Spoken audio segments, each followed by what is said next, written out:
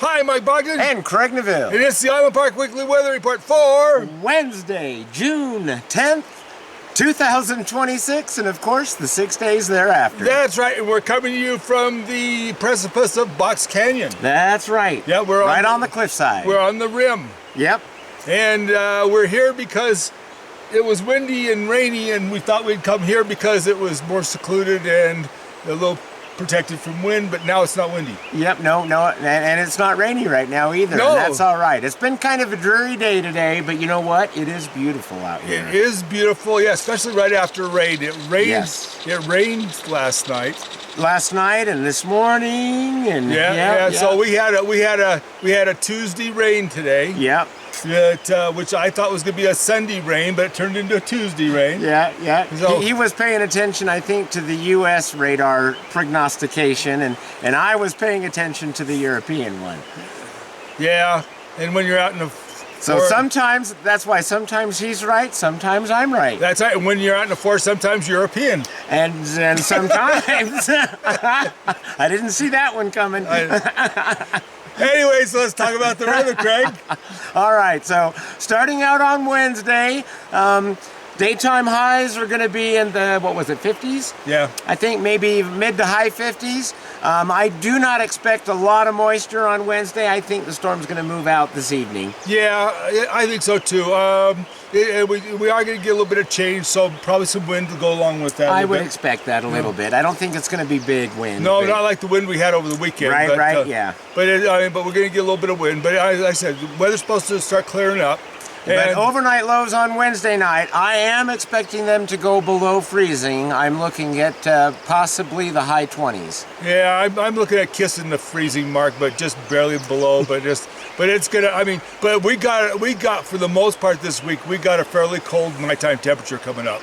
So I think we're looking at pretty much 30s for the next 3 or 4 days, I think. Yeah. So Thursday, Friday, Saturday, Sunday and Monday, I think it'll range somewhere between the mid-30s and the high 30s. Yeah, I think so too. I think so. It's going to be chilly at night for most of this week. Daytime temperatures are going to slowly climb. We're going to be into the 60s there about. So Thursday we'll make it up into the low to mid 60s. Friday will be the high 60s. We may even touch 70. Yeah. And then we'll bring it back down to the high 60s for Saturday, Sunday, and Monday, and then Tuesday it's going to be the low 70s, I believe. Yeah, we'll be back in 70s again. So it's going to be it's going to be nice and mild during the daytimes. Yes. So which is going to be really beautiful because I mean actually 60s to 70s, low 70s are like the best temperature to be up here. Yes. You know, so I mean, it's really nice. But like I said, nighttime temperatures are going to be crisp all week. Yep, and then nighttime temperatures on Tuesday night I think are going to be in the low 40s. Yeah, we'll get back up in the 40s and away from that freezing mark at all. Right. But anyway, so it's going to be a nice temperature. Be a great. I mean, the animals are more active actually when the temperatures are like that. Right. So you should see more animals moving around. Yeah, because they're not bedding down trying to get out of the heat. So, they're just enjoying. They just enjoy it more. You know, they get overheated. Some of them still have some of their fur from the winter time and stuff. So when it's cooler, they're just more active. So it should be really nice temperatures for going into the park. And enjoying It should be, and most of the rest of this week I expect to see more sunshine than not. We'll always have a few clouds that'll come through every afternoon and evening. There's a slight chance that you're going to get a little thunderstorm. That's right. Better chance, Mike was saying, could be Saturday, but and I kind of agree with that. But up here, there's always that chance. Oh yeah, I mean it just depends on what's blowing through. A lot of what's going on now is missing us.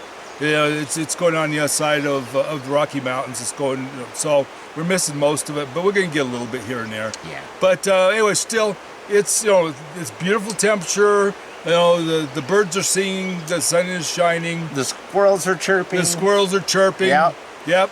And just a couple of little things to remind you of while we're here. First of all, it's getting crowded. It is. And so be patient with the driving and also with just going into stores and restaurants. The fueling up. Do not leave your gas or the gas nozzle in your car when you pull away. Somebody did that again. Oh, I had to go fix my hose again. That poor guy has a broken hose. Right? I hate that. Yeah, right after here he's heading. I want my hose to work well. Right after this, he's going to the urologist. Anyway, Yeah, right. Anyway, so but just but be patient, be attentive. I mean, still, like I said, just watch out for the animals. There's a lot of moose that are active right now, so be careful of those. I actually had one in my yard that I didn't see, but started chomping on my plants and bugger. Oh. Yeah. Oh. Yeah. We had a sumac, and now we have just a Sioux. There's no mac. Back to it. Yeah. Anyway, but anyway, so but there's a lot of animals around, so be cautious. Yeah. Bears included. Yeah, and especially watch when you're driving through the flats. There've been a lot of antelope hit this year. I bet you I've seen 6 or 7 dead antelope so far. Oh no. Yeah, and the thing is that it's like running over a dog. I mean, they're not big, but but just be careful when you're going through the flats because they do cross over from one side to the other. They're dropping it. They just started dropping in cows this last week. Okay. So the cattle herds are coming in, so you're gonna see more of that movement coming. So there isn't anything on the east side of the highway, but the west side of the highway they dropped the first few truckloads in, so they're over there already. So, but the cattle are coming in. With the cattle coming in, that means the bears are going to be coming in because grizzly bears like steaks, and they just as much as we do. Yeah, and I bet over by Meadow Creek, I bet they lose about I don't know, about 8 to 10 head a year to grizzly bears.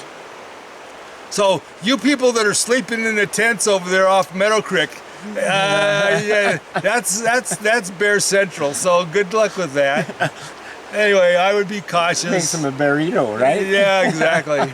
Yeah, and then you got people over at Bootjack that have a tent setup thing over there like the ones over at Meadow Oh yeah, Creek. the Wonder Camp or something like that. Yeah. I'd be real cautious about the bear situation because run a real clean camp. Don't leave anything in your tents. Be cautious because it's all grizzly habitat. Yep. And so you don't want to be a bear burrito. No. So keeping those wonderful things in mind, just have a good week. Yes. Hey, and one other thing, if you're going into the park, don't stop and look at one stupid elk for 10 minutes, because everybody does it, and then it takes 3 hours to get through anywhere in the park because there's one elk sitting somewhere. So yeah, but maybe they've never seen an elk before. Park someplace or go. There's lots of them to look at. Saying pull off the road and let other people by. Yeah, something like that. Okay. Or just there's more than one chance to see an elk.